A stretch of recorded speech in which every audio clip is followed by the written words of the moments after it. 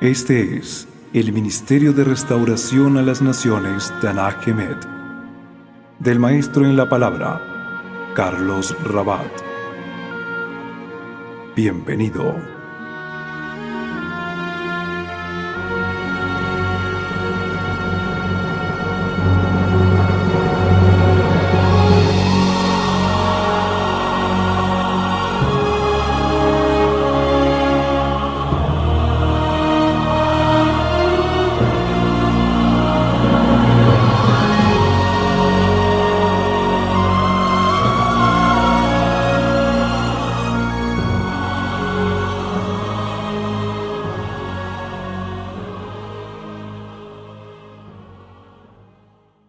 Bueno, vamos a ir a la palabra esta mañana. Vamos a escuchar lo que el Señor tiene para nuestra vida, lo que Él va a depositar sobre nuestros vasos y que nuestros vasos sean llenos plenamente. Hace 8 días estábamos hablando de la carta escrita por el apóstol Pablo a su discípulo Timoteo, en la que él le advertía a algunas cosas a su discípulo, entendiendo que el mismo apóstol Pablo ha hablado que los últimos días serían días peligrosos, tiempos difíciles, tiempos complicados, tiempos delicados de angustia, tiempos de una gran dificultad, una dificultad tremenda, terrible, ¿sí? ¿Y por qué se vería esta dificultad? ¿Y por qué el apóstol Pablo dice que los últimos días? Estamos hablando de los últimos días siempre como aquellos días que van a preceder al regreso de nuestro Señor y Mesías. ¿Cuántos creen que el Señor regresará? ¿Usted lo cree? Ojo con eso, que hoy hay una enseñanza por ahí que se está volviendo masiva, en la que se niega que el Señor vaya a volver. Cuando la advertencia del Señor dice: he aquí, vengo en breve, ¿sí? Entonces la advertencia del Señor dice: vengo en breve. Pero hoy hay una enseñanza que está tomando mucha fuerza, que el Señor ya no, que no viene, que eso es una mala interpretación, que lo que va a suceder es que la iglesia es la que va a reinar, no el Señor, sino la iglesia, y así le estamos quitando esa gloria a Él. Entonces el apóstol Pablo estaba hablando y advirtiendo que los últimos tiempos, los tiempos que van a anteceder, que van a preceder al regreso de nuestro Mesías, se constituirían, se volverían tiempos peligrosos, terribles, por el carácter que se desarrollará en los seres humanos. Y esto llevará un gran peligro inminente para todos. Y dentro de eso estamos estudiando, estamos leyendo allí 2 de Timoteo 4. Ahora por favor subirle allí, en la 2 de Timoteo 4. Y vamos a leer nuevamente, aunque ya vimos esto hace 8 días, pero simplemente lo vamos a leer. Dice allí: te encarezco, te demando delante de Dios y del Señor Jesucristo, Yeshua el Mesías, Jesucristo, que juzgará a los vivos y a los muertos en su manifestación en su reino. ¿Cuándo serán juzgados todos los seres humanos? Cuando el Señor, ¿qué? Se manifieste, vuelva, haga su aparición. Es la palabra que aparece ahí, manifestación, parusía, aparición, que aparezca, que se deje ¿qué? Ver. Dice la palabra que serán juzgados ¿quiénes? Los vivos y los muertos, todos. Eso ahí nadie se va a salvar. Todos serán juzgados, unos para vida eterna y otros para muerte eterna, lamentablemente. Y dice él allí, recuerda que es en ese momento que va a venir ese juicio tan tremendo. Y dice acá: por lo tanto te insto, Timoteo, le dice Pablo a Timoteo, que prediques la palabra. ¿Qué hay que hacer? Lo vimos hace 8 días, predicar la palabra. Eso es lo que yo estoy pidiendo al Señor. Señor, permíteme predicar la palabra aún a muchos que no la conocen, que no conocen de la palabra. Que prediques la palabra y que instes con ella a tiempo y fuera de tiempo. Con la palabra se insta, ¿sí? Con la palabra se lleva, se acude, se va. Es con la palabra. ¿Con qué vamos a predicar? Con la palabra. ¿Con qué vamos a predicar? Con la palabra. Y hay que hacerlo a tiempo y fuera de tiempo. En pocas palabras, en todo momento. Obviamente en los momentos propicios, escúcheme bien, porque también tiene que haber el momento propicio para que usted pueda predicar la palabra. Si usted está en su trabajo y usted está trabajando y está laborando, ese no es el momento para que usted predique. Porque si usted se pone a predicar en ese momento, pues lo más probable es que lo corran, lo echen, le pasen un memorando. Ay, Señor, pero ¿por qué se está predicando tu palabra? No, trabaje. Hay tiempo para cada cosa, dice la palabra, ¿no? Hay tiempo para cada cosa. Entonces también hay que ser consecuentes con esto, ¿sí? Que no voy a robar tiempo de mi trabajo para lo cual me han contratado. Entonces aproveche un descanso y predique. Aproveche los momentos de distracción que tenga con alguien o los momentos de hablar por fuera de su trabajo. Uno muchas veces tiene chance de estar con sus compañeros en otros ambientes que sí se prestan para eso. ¿Sí me hago entender? Entonces qué bueno aclarar eso, porque hay algunos que, por Dios, no dan testimonio en esto. Entonces los empleadores dicen, mire, este cristiano es vago, perezoso, no trabaja. Y ellos no van a entender. Y se la pasa solamente está hablando de la Biblia y lo único que hace es ser zángano, no hace su labor. Así lo va a ver el jefe, que no es conocedor de la palabra. Pero si usted con testimonio, con su vida le habla, primeramente siendo un excelente empleado, trabajador, haciendo lo que hace, y luego en los momentos que tenga libre, usted le pueda hablar de la palabra a su jefe o a sus compañeros, pues le van a ver con una cara totalmente diferente, con ojos diferentes. Uno tiene que aprender a ser sabio también cómo hace las cosas, amén. Entonces dice acá, que prediques la palabra y que instes a tiempo, fuera de tiempo. Es decir, todo momento es propicio para predicar la palabra, pero tenemos que saber cuál es el momento indicado. Redarguye. Esa redarguir ahí la palabra elenjo, que significa refutar. En realidad, refute. Es decir, si está escuchando enseñanzas erradas, ¿qué debe hacer una persona que sepa la palabra y que escuche que algo está errado? ¿Debe qué? Refutarlo. Si un predicador está saliendo con las del Chavo, predicando, no, ya Cristo no viene, eso no es así, por ejemplo, ese tipo de cosas, eso hay que refutarlo de una vez por la palabra. Cualquier enseñanza que no sea correcta, refuta, reprende, corrige, encara, reconviene, exhorta con toda paciencia. Ahora, esto hay que hacerlo ¿con qué? Con paciencia. No piense que porque usted le va a hablar a alguien de la palabra, esa persona se va a convertir inmediatamente. Hay personas de personas. Y dependiendo de lo duro que esté la roca, así serán la cantidad de martillazos que usted le tenga que dar. La roca por lo general al primer martillazo no se quiebra, pero dele varios martillazos y tarde o temprano se termina quebrando, ¿o no? Entonces no piense, es que yo le hablé y no, antes se burló. Pues vuelva a hacerlo, hágalo en el nombre del Señor. Tranquilo, con paciencia. Ahora hay que ser paciente con la gente.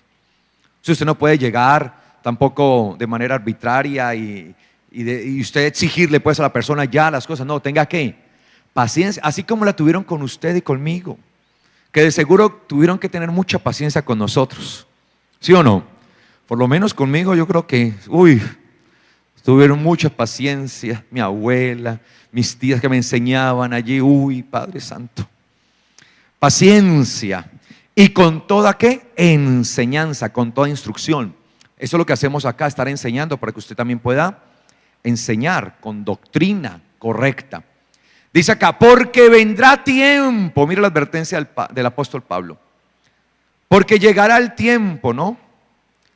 Pues llegará el tiempo. Les voy a leer una versión especial, que es la versión mía. Es una traducción, esta traducción la hice yo. Esta traducción no la encuentra usted en ninguna Biblia. Es una traducción en la cual respeto el texto griego totalmente, el texto original, no pretendo para nada desviarlo, pero le voy a leer para que usted entienda lo que ahí dice. Dice así, pues llegará el tiempo en el que la sana enseñanza no será soportada. Mire, llegará el tiempo que la sana enseñanza ¿qué? No será soportada, sino que de acuerdo a sus propios deseos codiciosos, o sea, de acuerdo a la codicia que hay en el corazón, muchos se amontonarán alrededor de maestros que les hagan sentir cosquillitas en sus oídos. ¿Sí? ¿Que les hagan qué? Es que sentir cosquillitas, no cosquilleo. Cosquilleo ahí, ay, tan rico. Así apartarán el oído de la verdad y se irán detrás de cuentos fantasiosos. O sea, puro bla, bla, bla. Nada más. ¿Qué tal la traducción? ¿Sí la entienden ahora? Se entiende mejor, ¿cierto? Les harán cosquillitas. Y eso es lo que busca la gente. ¿Sí? Que les hablen lo que les gustan. Ay, hábleme, pero dígame lo que yo quiero oír. ¿Sí?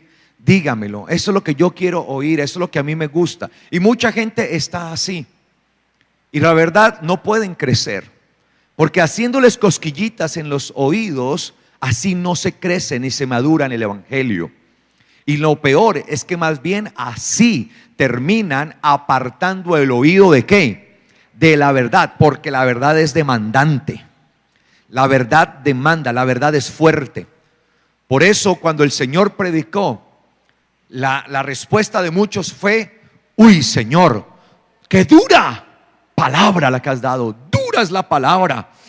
Uy, ¿quién la podrá soportar, Señor? Qué palabra tan dura. Así predicaba el Señor. Muchos dicen: ay, a mí me gustaría poder escuchar a Jesús en persona. Pues déjeme decirle que no le hubiera gustado.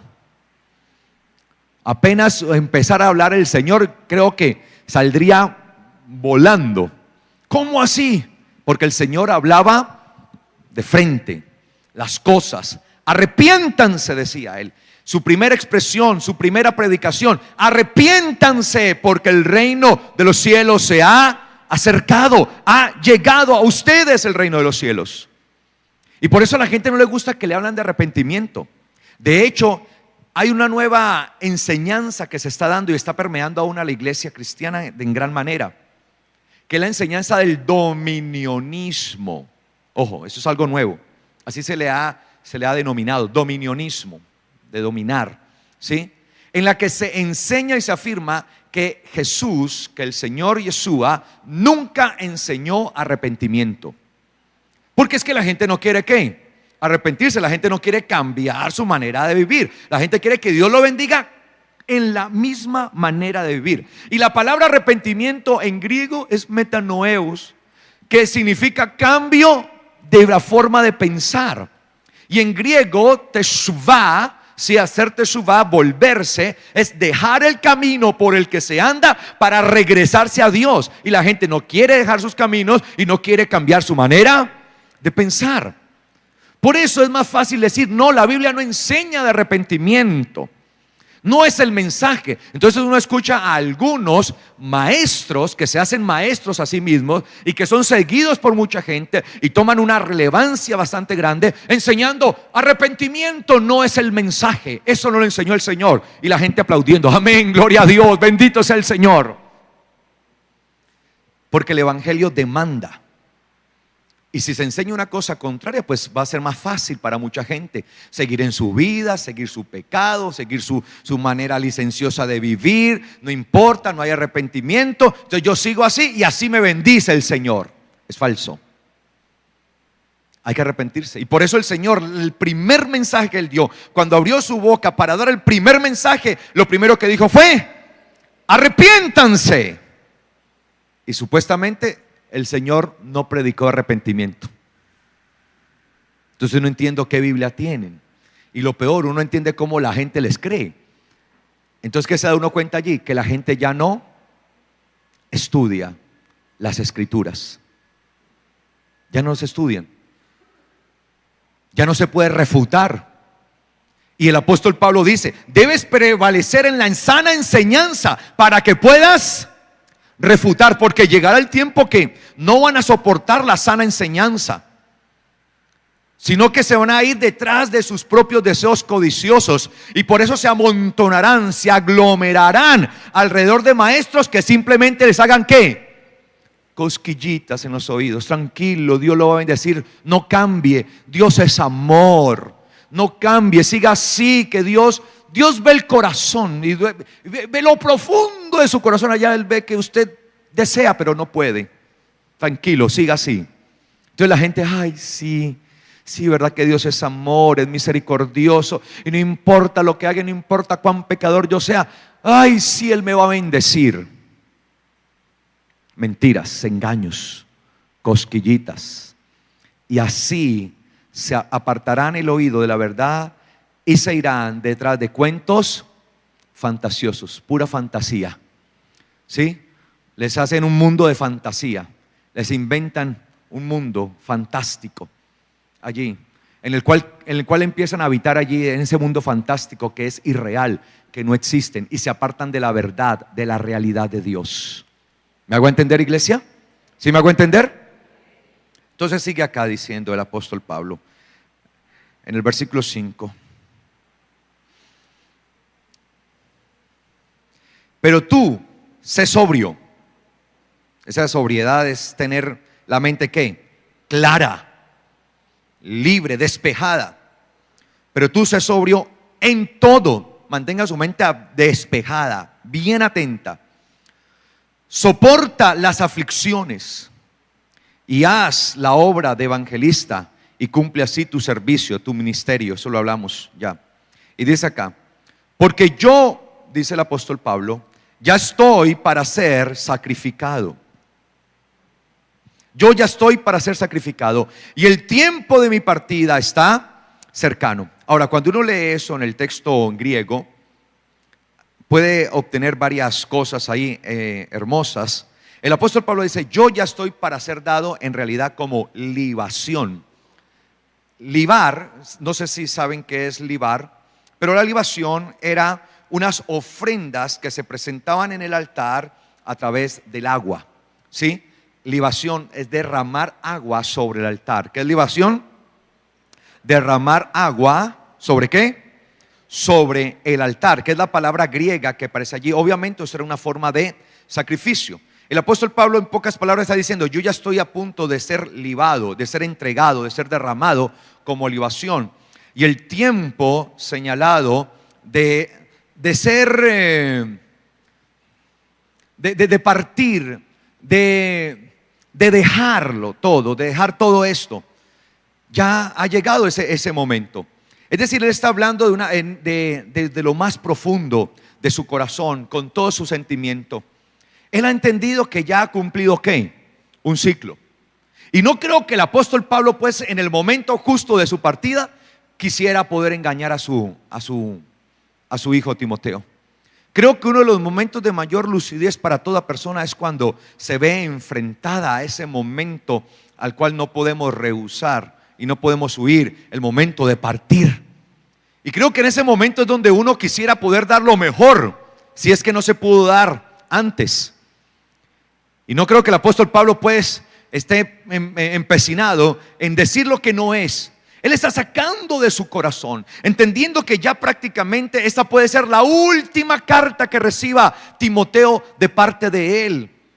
Porque pues en aquel entonces no tenían toda la tecnología que tenemos ahora, que podemos escribir cada segundo si queremos y comunicarnos con mucha gente.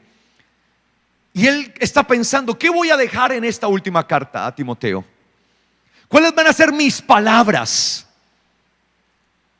Él está allí en una situación, enfrentado a una situación real. Él va a ser entregado como libación, va a ser entregado allí como sacrificio. Él mismo entiende que él se ha entregado en ese sacrificio, en esa gracia, en esa gloria que se requiere. Y él está dejando, por lo tanto, sus últimas palabras allí a Timoteo. Y dice entonces, pero en cuanto a mí ya estoy a punto de ser derramado en el altar. Sí, mi hora de partida ha llegado. Ahora mire lo que él dice acá, y es hacia donde nosotros nos debemos enfocar. Es hacia lo que nosotros debemos ir, y esto debería convertirse en una palabra continua en cada uno de nosotros. Dice el apóstol, he ¿qué? Peleado luchado la buena batalla. Ahora, me fascina la expresión griega que aparece allí. ¿Sí? He luchado la buena batalla, aparece allí. Pero cuando nosotros vemos la palabra que él usa allí, nos damos cuenta que es la palabra agonizomai. En griego, agonizomai. ¿A qué se le parece en español agonizomai? ¿A qué? ¿A qué? Agonizar. En pocas palabras dice, yo he luchado hasta la agonía. He luchado y lo he dado ¿qué? Todo. Por eso en la carta a los hebreos se nos dice, en la carta a los hebreos se les demanda a la iglesia de aquel entonces, dice, porque ustedes aún no han luchado hasta la sangre. Uno tiene que luchar hasta ¿qué? Hasta la sangre, lo tiene que dejar todo. En el evangelio hay que dejarlo todo. Y Pablo era consciente, le decía a su hijo Timoteo, a su discípulo, le decía, yo lo he dado todo. Lo he dejado todo en la arena, lo he puesto todo allí, lo he entregado todo en el ring. Yo he luchado hasta la muerte, Timoteo. No he descansado, hasta en agonía he luchado, hasta la agonía. Y un verdadero hijo de Dios, un creyente, lucha, permanece en el Señor y la da toda, pone hasta su sangre si es necesario. Pero ¿qué encontramos hoy? Que ante un mensaje tan liviano que se da en general en la iglesia, tan light, cualquier cosita que viene la persona ya se excusa para qué, me voy, yo no quiero seguir, no, me cansé, me aburrí, porque el Dios no me dio todo lo que me prometieron que me iba a dar. No me dio la casa, carro y beca, no me dio el último modelo, ese Audi último modelo, el Mercedes que quiero, no. La gente hoy busca cualquier pretexto, lo más mínimo para dejar. El apóstol Pablo se pone a sí mismo como ejemplo y le dice esto mismo a Timoteo. Yo lo he dado todo hasta la saciedad, hasta la agonía. Yo he luchado, me he parado, he dejado la sangre en la arena, la he puesto allí toda y ahora me preparo para salir. ¿Cuántas cosas y cuántas excusas usamos hoy por hoy para alejarnos de Dios? Para no continuar en el evangelio. Pareciera que estamos muchas veces buscando el momento exacto y propicio para no seguir avanzando, cuando en el evangelio hemos sido llamados a ser esforzados y valientes, a permanecer, a andar, a proseguir, no importando las dificultades, no importando las adversidades, no importando nada lo que se nos atraviese. Hay que ponerlo todo, hay que dejarlo todo en el ring, hay que darlo todo, hay que luchar hasta la sangre. De eso se trata el evangelio. No se trata de huir como cobarde. Por eso la palabra en el libro de Apocalipsis dice que en aquel día, cuando se esté dando todo ese momento de gloria, que el Señor haya venido y hablando de su gloria, de su majestad y de el nuevo estado en el que vamos a estar, en esa nueva gloria, dice que a esa nueva gloria no entrarán los cobardes, aquellos que ante la primera situación vuelven atrás. Por eso el libro, la carta a los hebreos, dice, porque nosotros no somos de los que retrocedemos. ¿Para qué? Para perdición, sino de los que ¿qué? Perseveramos, persistimos. ¿Para qué? ¿Para qué? Salvación de nuestras almas. Porque es que aquí lo que está en juego es el alma. Aquí no está en juego la casa, aquí no está en juego la cuenta bancaria, aquí no está en juego nada más que el alma. Porque al fin y al cabo, cuando usted y yo nos vayamos de aquí, todo eso que logramos hacer aquí se va a quedar aquí. Y yo no estoy diciendo que sea malo que usted pueda progresar, no estoy diciendo. Yo no estoy diciendo que sea malo que usted pueda tener una buena cuenta bancaria. Qué rico. Yo quisiera que todos ustedes tuvieran bendición económica, para que así mismo pudieran bendecir la congregación. Lástima que a algunos Dios los bendice y se los olvida bendecir, para poder seguir haciendo este trabajo de evangelizar e ir mucho más allá. Yo le pido al Señor, Señor, bendícelos. Yo quiero verlos bendecidos a ustedes. Y qué bueno cuando uno los ve a ustedes progresando y haberlos uno conocido aguantando hambre y ahora comiendo manjares. Uy, para mí eso, porque conozco el testimonio de muchos que aguantaban hambre y hoy están comiendo manjares. Muchos que ni siquiera podían andar ni siquiera en triciclo y hoy andan bien montados. Quien los ve uno, uy, ahí viene el patrón, venga, me le abro. Sí, o sea, porque vienen, gloria a Dios. ¿Usted cree que yo me voy a molestar por eso y el caso eso es pecado? No, qué bueno. Y qué bueno que verlos a todos así. Pero tengan en cuenta, esas son las añadiduras. Esas son las añadiduras. Y no se trata de eso. El evangelio se trata es del alma, para preservación del alma. Porque nosotros somos de los que tenemos fe para preservar el alma, dice la palabra. Tenemos fe para preservar el alma. Porque al fin y al cabo, el día que usted parta de acá, todo eso que usted hizo, aquí se quedará. Otros lo administrarán. Y quién sabe si lo dilapidarán. Que lo que a usted le costó esfuerzo, trabajo y sudor, de pronto lleguen otros y en 5 minutos, chao, pescado. Lo dilapidan todo. Y tanto esfuerzo para ganar todo eso, y muchas veces a costo de perder el alma. Porque dejamos lo más por lo menos.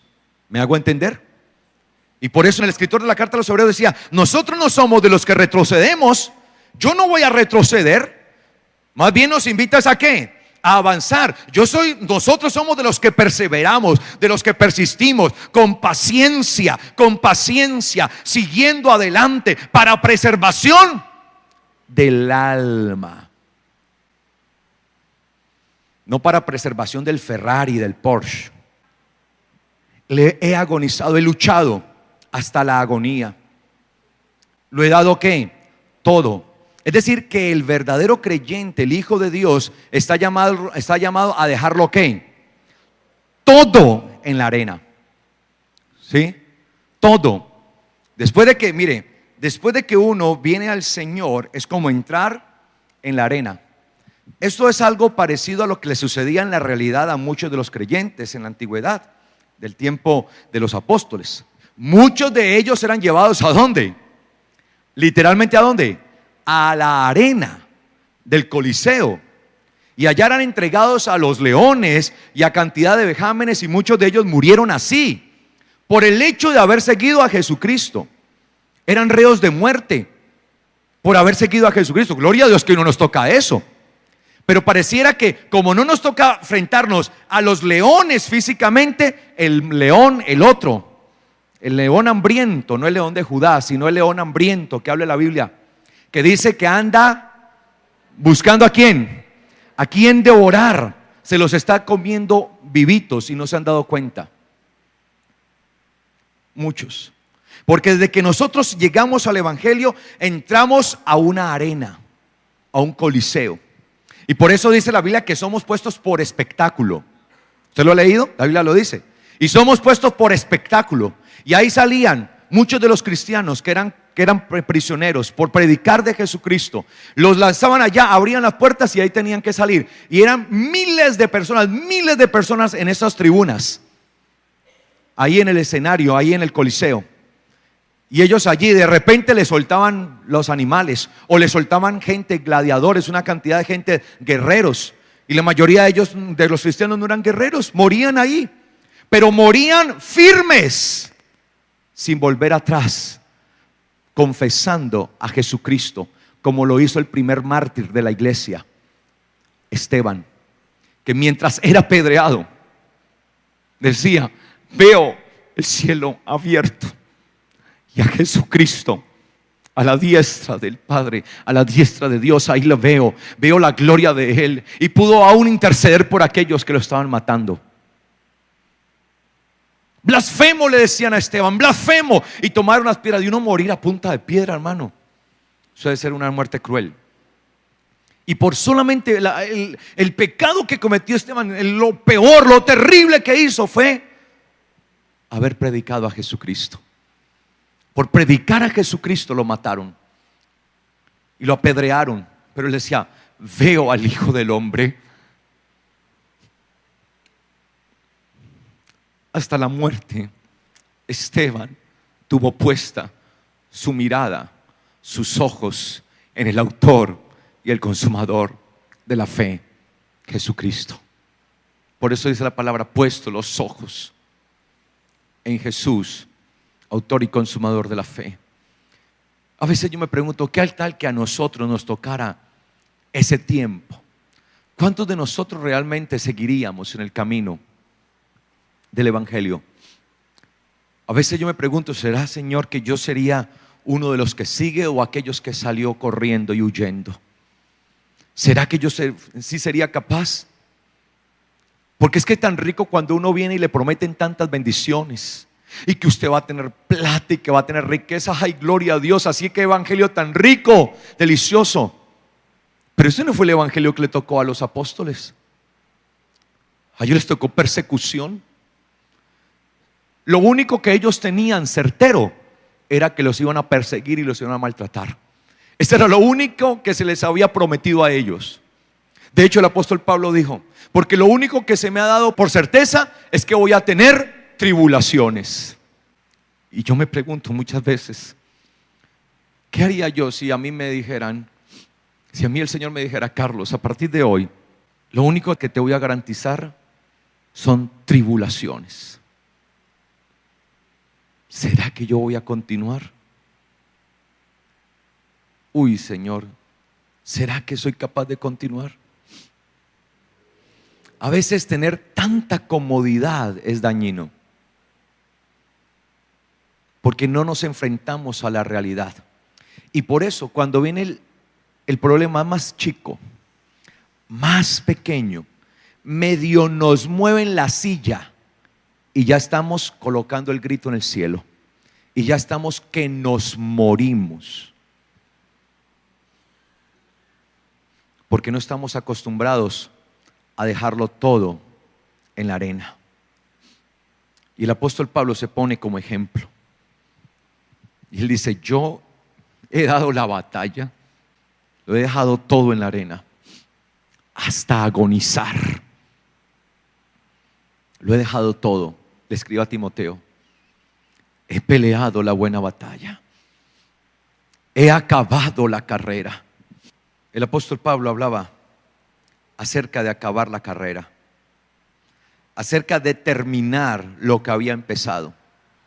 ¿Cuántas veces dejamos iniciado las cosas? Pero él dice, he completado la carrera. Una carrera que inicié. Obviamente esas carreras hablaban, él hacía uso de todo lo que se veía acá en las Olimpiadas griegas. Por eso se jugamos los Juegos Olímpicos, ¿no? De los griegos, el Olimpo, los dioses, ¿no? Todo esto, del Olimpo. Y hablaba de estas carreras que eran bastante, ahora, hoy han cambiado mucho, porque esas carreras eran prácticamente a muerte. Y él dice, yo completé mi carrera. Es decir, no fue de los que renunció.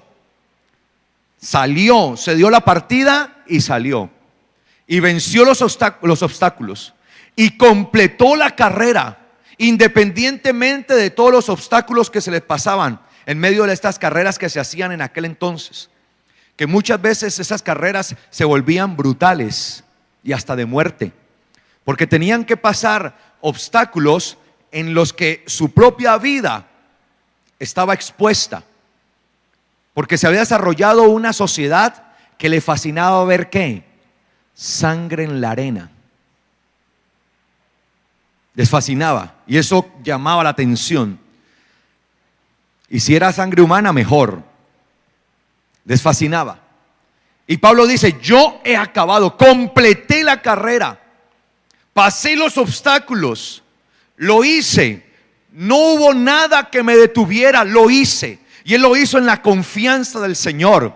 Terminé, acabé. Por eso él tiene ahora la plena confianza. Por eso está entregando su legado a Timoteo. En pocas palabras le está diciendo, Timoteo, esto mismo que yo hice es lo que tú debes hacer. Y por lo tanto dice él, he guardado ¿qué? ¿Qué guardó él? Su burro último modelo, ¿no? Su corcel, su palacio. Si lo trajéramos, he guardado mi mansión. He guardado mi Audi. ¿Qué guardó? ¿Qué guardó él? ¿La qué? La fe. ¿Y para qué es la fe? ¿Para qué es la fe? Esa confianza, ¿para qué es?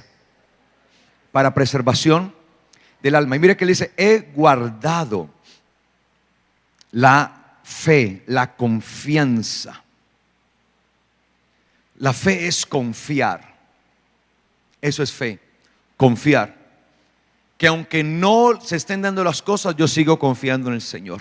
Amén. Que así las cosas, el panorama se vea oscuro, yo sigo confiando en el Señor. Amén. No se va a debilitar. Y él dice, he guardado la fe. Ahora él usa una palabra griega para describir allí guardado. He guardado la fe, que es la palabra de la raíz tereo, que obviamente habla de estar vigilante, como actuar como un vigilante, como un guarda. Es decir, él guardó, él protegió, resguardó su fe. O sea, esa palabra tereo en griego habla de uno que vigila, de uno que está haciendo de manera de custodio, de guarda, como un guardaespaldas, que tiene puesto su ojo sobre eso, que no se lo vayan a ¿qué? A robar. Y es que nuestra fe no puede ser descuidada. Cuando él dice he guardado mi fe, él la he protegido a capa y espada. Es como al que se le entrega un lingote de oro o una gran riqueza para que la custodie. Si vienen los ladrones a robarla, los salteadores a robarla, ¿qué debe hacer esa persona? Defender ese tesoro, desenvainar la espada en aquel entonces y defender el tesoro como sea. Lo que hacen los guardas hoy que llevan estos carros, los tesoros, ¿no? Estos carros blindados en los que recogen los dineros de los diferentes bancos y entidades. Y ellos, ustedes ven que ese va bien resguardado y por lo general llevan una escolta, unos guardas ahí que van escoltando ese cargamento que es preciado, que es de mucho precio. De eso se trata, esa es la palabra que él usa allí. He guardado la fe, es decir, él fue el centinela de su fe. ¿De cuál fe? ¿La fe en quién? En Jesucristo. Por lo tanto, la fe en Jesucristo, la fe que yo tengo en Él, yo debo protegerla, debo guardarla. No puedo permitir que nada venga a asaltar mi fe, que nada venga a robar mi fe. Aquella fe que yo he puesto en el Mesías, en Yeshua, aquella fe que me abrirá camino para llegar al reino de los cielos. Aquella fe que es la emuná, que es la confianza con la que me aferro, con la que me afirmo, con la que me agarro a mi Salvador y Señor, y que no importa la situación y no importa el problema, ahí me agarro, y no importa cuánto me estén alando, no importa cuánto me estén tirando, ahí estoy agarrado de mi Señor y la doy toda y voy a pelear y la voy a defender, porque la fe en Jesucristo es mi todo, es el todo de mi vida, y con lo que llegaré al reino de los cielos. No importa lo que tenga que luchar, hay que darlo todo. Y más aún que estamos viviendo los tiempos peligrosos, en donde la fe de muchos está tambaleando. Por eso dice la Escritura en el Evangelio: y cuando venga el Hijo del Hombre, ¿hallará fe en la tierra? Y cuando venga el Hijo del Hombre, ¿hallará fe en la tierra? Hay que darlo todo. El apóstol en esas palabras que usa palabras muy concretas en el griego para demostrar cómo él combatió. O sea, él fue un guerrero, un militar espiritual. Él la dio toda. No se dejó robar su parte. No importó cuánta situación tuvo que afrontar, cuánta adversidad. Y él la había afrontado y ya había vivido una adversidad tremenda. Mire lo que sigue diciendo. Por lo demás, me está reservada la corona de rectitud o de justicia que comúnmente llamamos.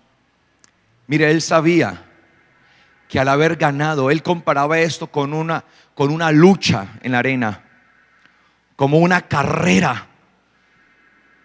Él lo comparaba.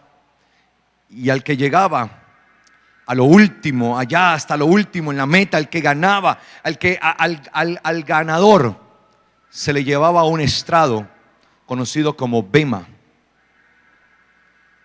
que incluso en la Biblia se usa para describir el tribunal de Jesucristo o el tribunal de Cristo, la palabra bema en griego, que era el estrado en el que subían, ¿quiénes?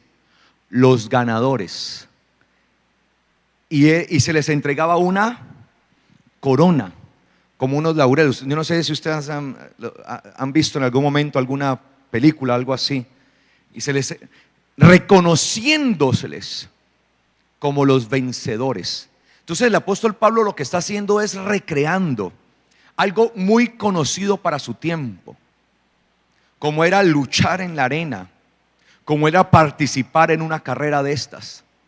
Y mostraba que primero él lo había dejado todo en la arena hasta la agonía, y segundo, que lo había dejado todo en la carrera hasta llegar y completarla.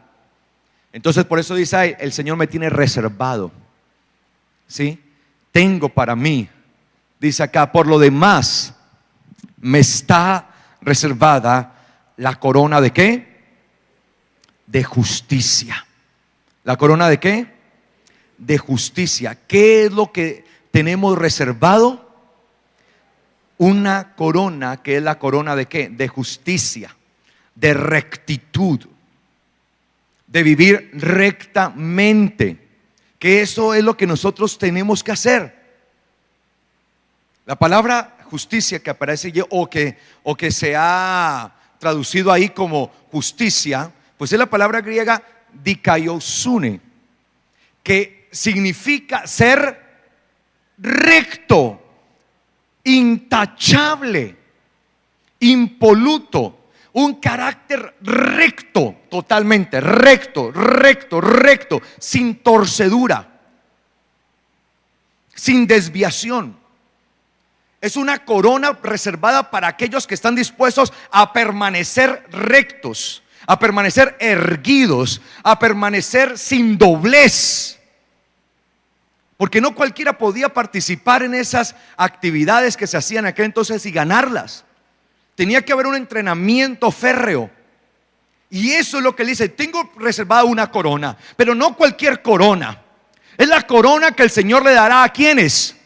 A los rectos, a los que andan en su justicia, a los que lo dejan todo por vivir en su rectitud. ¿Y cómo se puede vivir en su rectitud?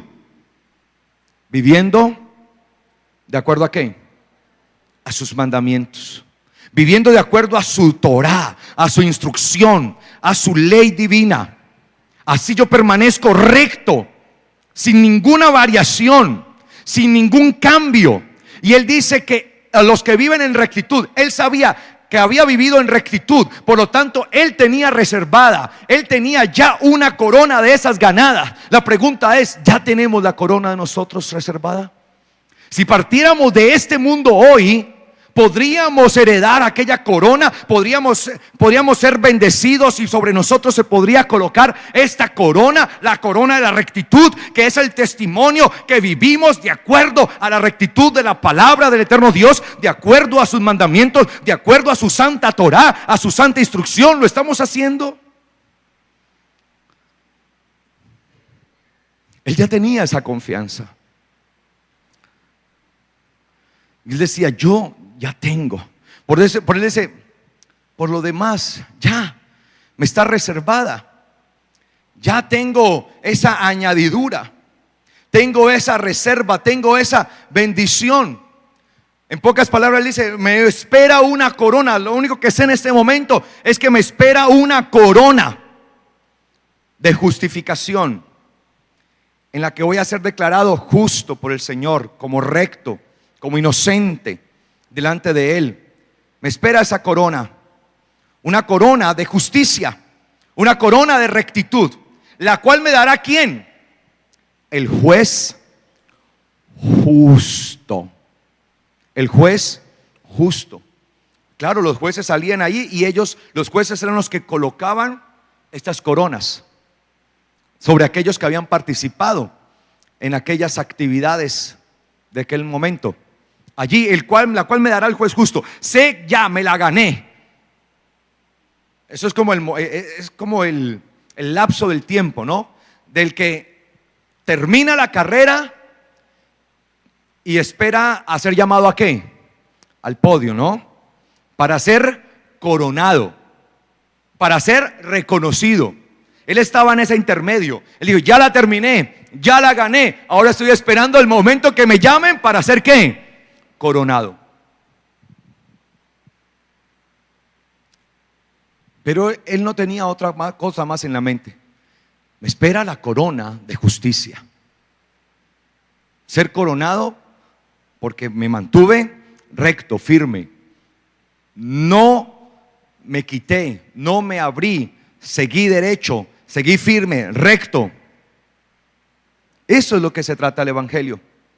Mire que él no está diciendo, ay, me espera la corona, una corona de oro aquí en la tierra que pese 18 quilates, que sea de 18 quilates, que tenga un buen peso, y siquiera 1 kilo, imagínese, qué bueno. Y si es el carro último modelo, y si viene de una vez con la modelo, también. ¿Sí?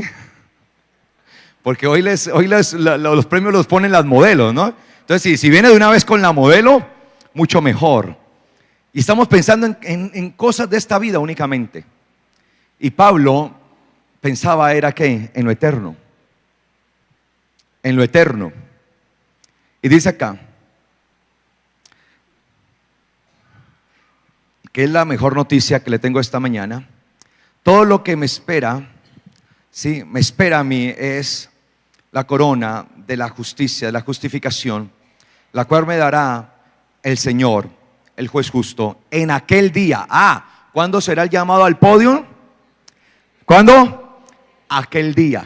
Y ese día está cerca, porque ya estamos viviendo los tiempos peligrosos, ya los estamos viviendo. Por lo tanto, aquel día ya está ¿qué? Cerca. El cual me dará en aquel día.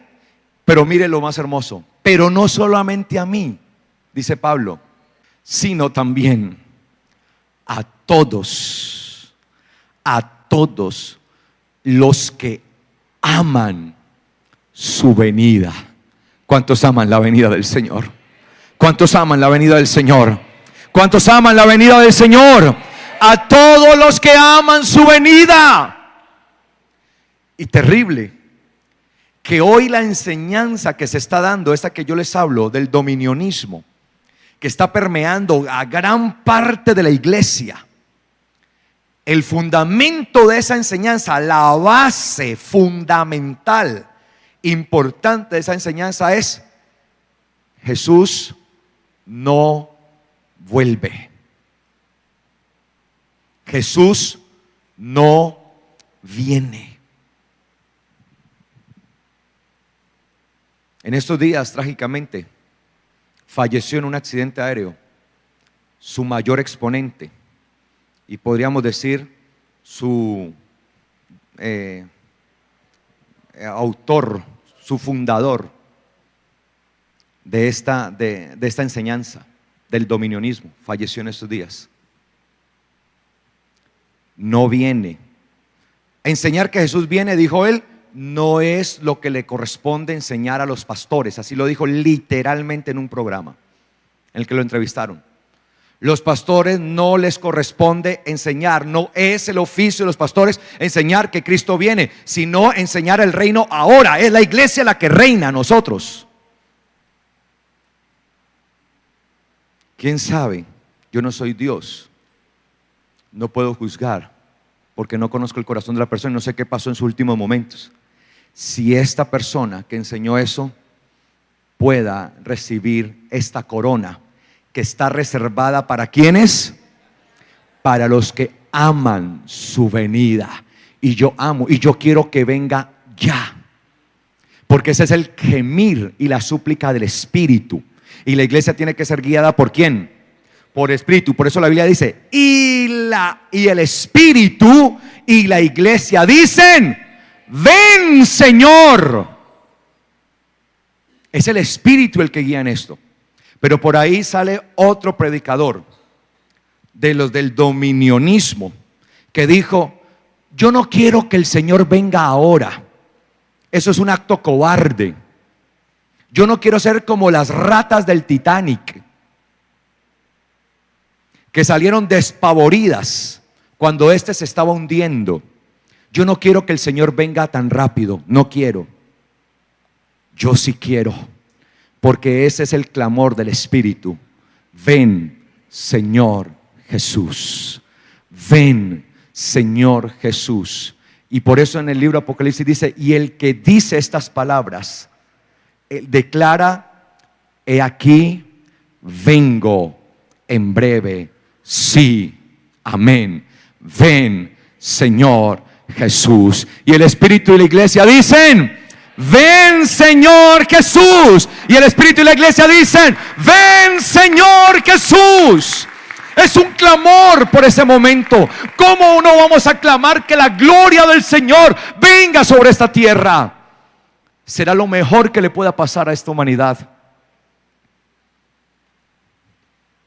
Pero a veces creemos que somos mejores que Dios. Creemos que podemos hacer más que Dios. Yo no quiero que Dios venga todavía, porque todavía hay muchos que se tienen que salvar. Sí, hay muchos que tienen que salvar. Pero quiero decirle que mientras más se demora, más se van a perder. Porque el mundo, estamos en los tiempos ¿qué? Peligrosos. Y pensamos que somos nosotros los que vamos a salvar a la gente. Sí, la iglesia tiene que estar trabajando en predicar y predicar, pero con el anhelo que el Señor venga aquí. Ya. Ven, Señor. Ven, Señor, es el clamor.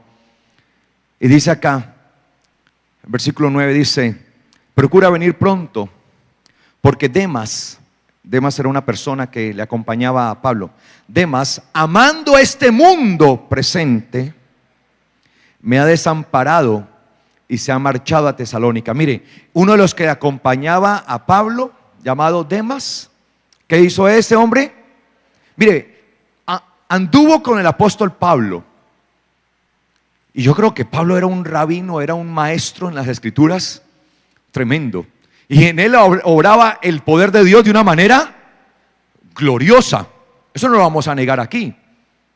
O sea, en el apóstol Pablo había un obrar del Espíritu de Dios de una manera tremenda.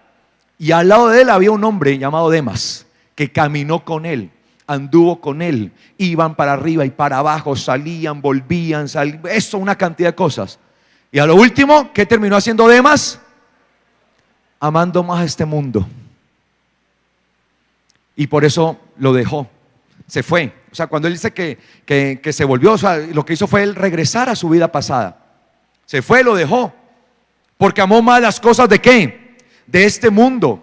Por eso la palabra dice, no amen el mundo, ni las cosas que hay en el mundo. Si alguno ama el mundo, el amor del Padre no está en él. Porque cuando nosotros tenemos nuestra mente solamente puesta en las cosas de este mundo, descuidamos el mundo venidero. Sí, la realidad de nosotros es que estamos en este mundo, es verdad, y nos corresponde vivir nuestra vida en este mundo, pero sin permitir que las cosas de este mundo nos cieguen y nos dejemos de ver las cosas del mundo venidero. Por eso, mientras vivimos en este mundo, nuestra mirada debe estar ¿en quién? En Jesucristo. ¿Me hago entender? ¿Sí me hago entender, iglesia? ¿Amén? ¿Estoy siendo claro? Porque Demas, amando este mundo, lo amó más. Me dejó y se marchó a Tesalónica. Es decir, regresó a donde vivía allá. Yo no sigo acá. ¿Y cuántos? han comenzado a militar, ¿no? Y a mí me duele ver personas que empezaron a militar en el Señor. Y uno los veía, ¿no? Y uno hasta se hizo esperanza con esas personas. Uy, esta persona, yo veo que sí, va a tener un potencial bastante grande. Y entonces uno como que trataba de más bien de tenerlos allí, cerquita, ¿no? Porque creo que pero no, vino un problema, una situación, alguna cosa, el desánimo, ¿y qué hace? Se regresa, se van otra vez a donde estaban, a ceros. Todo lo que habían avanzado no sirvió de nada. Y ahí estaba este hombre, al lado del mismo apóstol Pablo. O sea, si quería otro mejor maestro de ese momento, pues yo no creo que le pudo haber dado otro mejor, pues. Si es que trataba de pronto, alguien dirá, no, es que de pronto Pablo no le enseñó bien. Él regresó y le dice a Timoteo, Demas me dejó y se marchó porque amó más este mundo. Cuando uno ama más este mundo es cuando uno vuelve atrás. Esa es la explicación. Entonces cuando me preguntan, pastor, ¿por qué algunas personas que uno veía aquí en la iglesia y que estaban allí y todo eso, y de repente uno ve como que hacia atrás? Porque aman más a este mundo. Porque debiendo ya comer sólido, comer carne, quieren que les están dando ¿qué? Lechita. Y se vuelven allá. Ahora imagínense yo, a la edad que tengo, tratando de buscar el seno de mi mamá para estar allí. ¿Me serviría esa leche? ¿Me serviría? Bueno, si es que le saliera leche a mi mamá. ¿Me serviría? Ya no.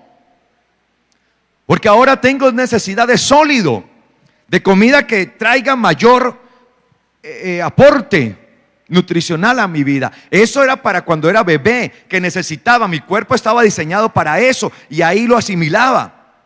Pero ahora no me podría poner en esas.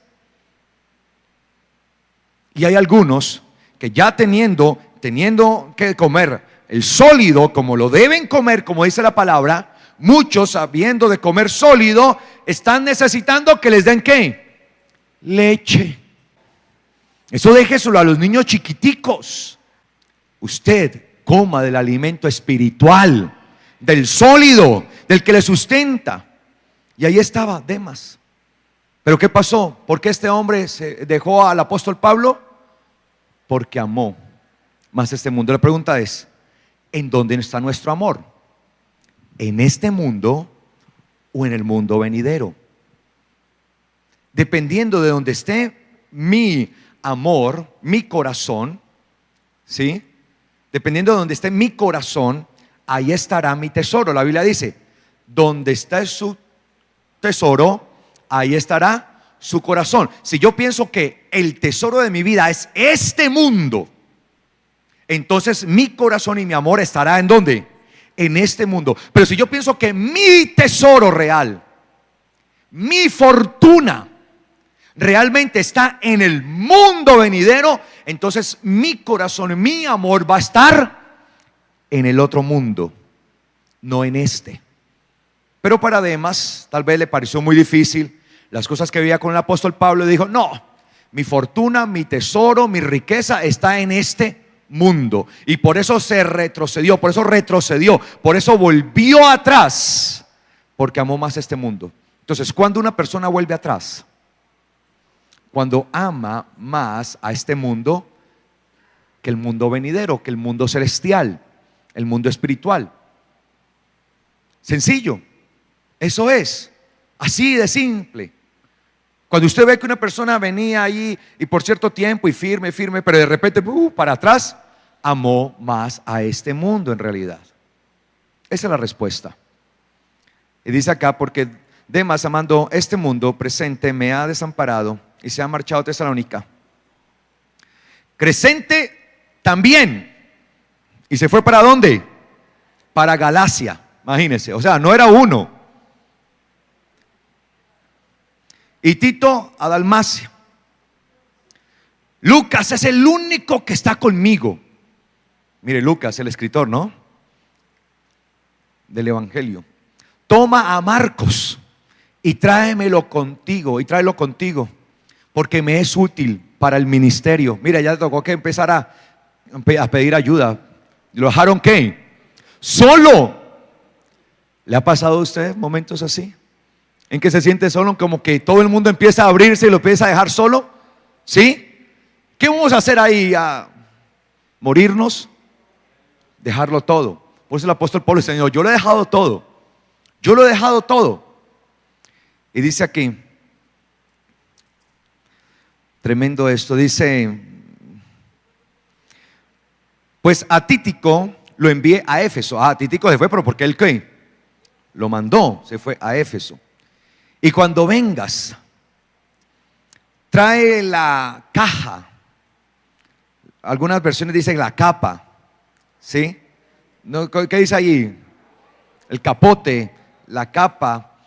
En realidad la palabra griega que aparece allí hace referencia a un lugar en el que se guardaban los rollos. Ese era un lugar en el que de protección, algo que cubría, una capa, un capote, pues, algo que cubría. Trae la caja cobertora, o sea, obviamente con los rollos, ¿no?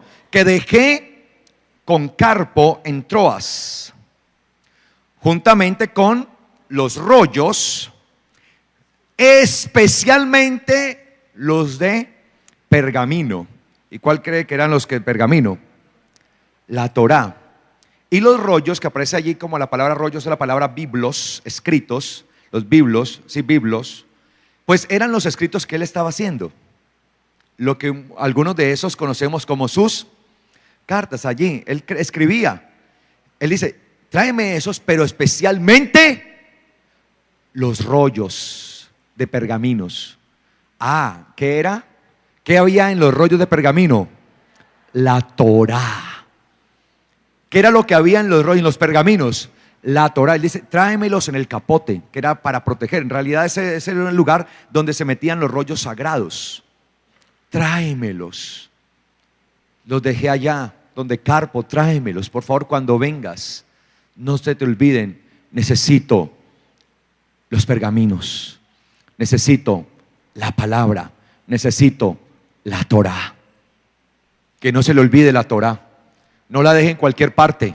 Manténgala bien escondidita, bien, o sea, bien guardadita, no escondida, más bien, bien guardada, bien protegida. Y dice acá: y cuando y Alejandro, el calderero, el que trabajaba en calderas, pues, me ha hecho muchos males. El Señor le pagará conforme a sus obras. ¿Sí? Alejandro, el calderero, que trabajaba en la caldera, ¿no? Haciendo las piezas de plata y fundiendo el oro. O sea, que era un hombre que manejaba el negocio de la industria de la calderería. O sea, que era un hombre que poderoso. Ese hombre poderoso le había ¿qué? Hecho muchos males. Muchos males. Y si observamos la vida del apóstol Pablo, transcurrió casi siempre así.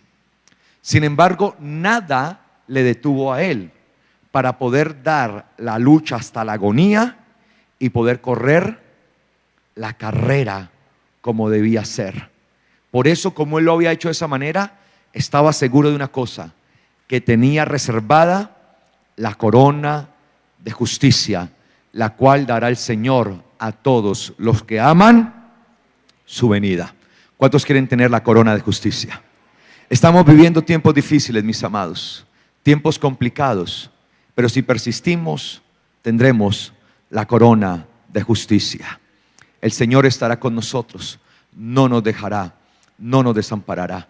Y aunque los demás se vayan, como dice la Escritura, aunque mi padre y mi madre me dejen, con todo el Señor me recogerá. No importa si los demás se abren, el Señor estará allí y nos levantará, nos recogerá y nos dará nuevas fuerzas. ¿Cuántos dicen amén? Amén, gloria al Señor. Bendito el nombre y alabado sea su gloria. Colóquese de pies, por favor.